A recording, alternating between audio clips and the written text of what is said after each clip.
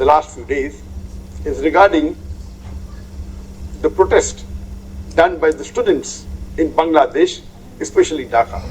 And we know that in the last few days, there are tens of thousands of students who have taken to the streets of Dhaka as well as other parts of Bangladesh against the unjust job quota, 30% of job quota, job reservation for the people who have been veterans in the 1971 war. And the students say that this quota is unjust and it is denying the rights to the merit people.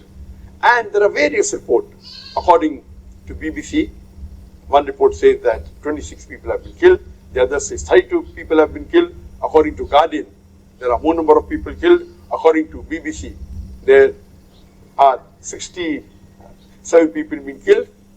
And we can safely say that dozens of Bangladeshis have been killed in this protest. And we pray to Allah subhanahu wa ta'ala that may He give Jannat al-Firdaus to those people who have been fighting for the truth.